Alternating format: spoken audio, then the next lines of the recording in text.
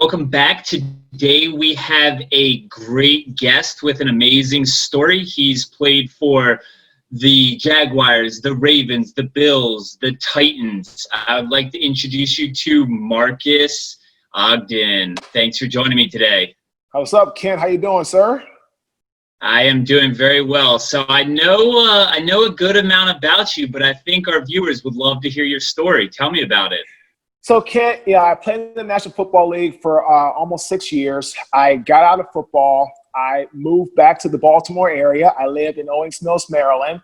I started a construction business in downtown Baltimore. It was right there off of Pulaski Highway, right in the industrial park off Moravia Park Road.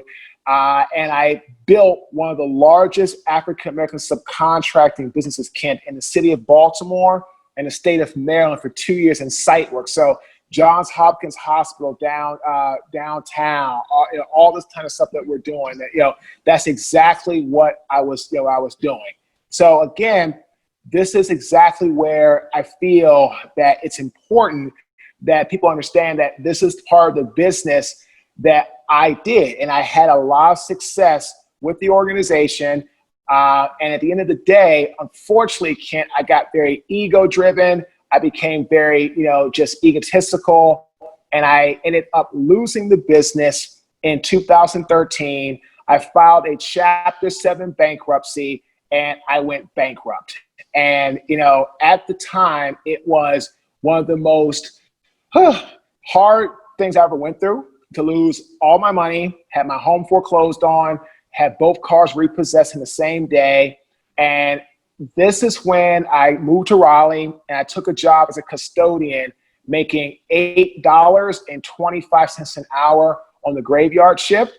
And I had a pivotal moment, Kemp, and I turned my life around. And ever since then, of course, a lot of hard work and dealing with adversity. I'm now a keynote speaker, executive coach, virtual webinar presenter, 2-time best-selling author.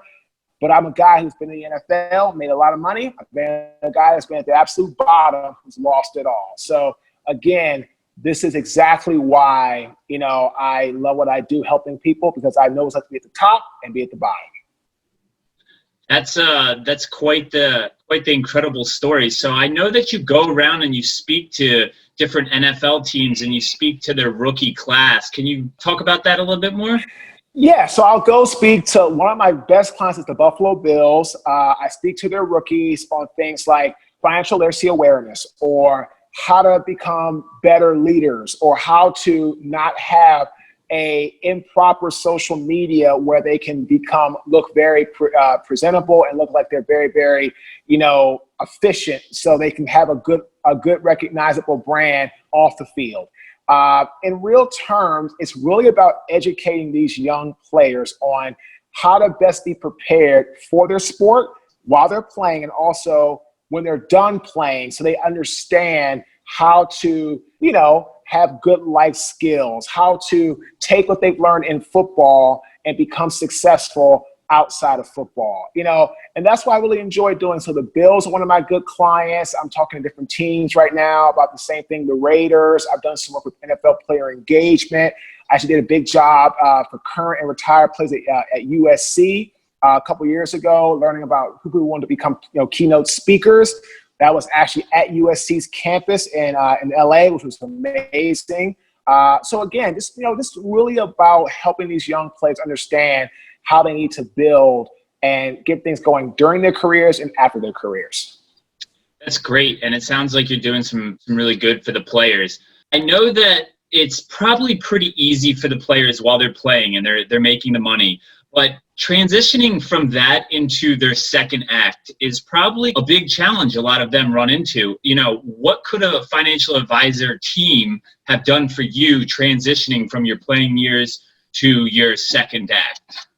A financial advisor team could have helped me understand how to analyze the money I made, how to analyze how to save money during my career, and could have helped me create a plan, a really strong, systemic plan that could be long lasting. So in my second book, Kent, The Success Cycle, we talk about ambition, drive, and hard work. And in ambition, we talk about creating a roadmap, creating some type of way in which you can lay out the strategy, lay out the action steps.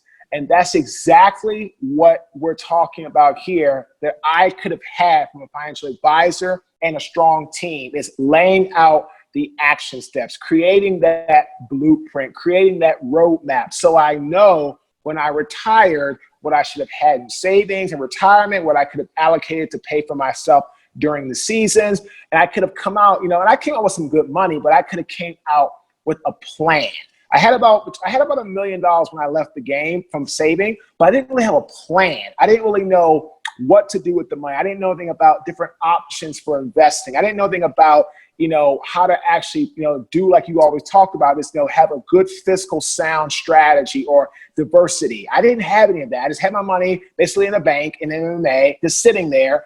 And when I got out of football, I was so wow, what am I going to do next? I wasn't even focused on how to start creating a life for myself, of how to actually live that second life beyond the game.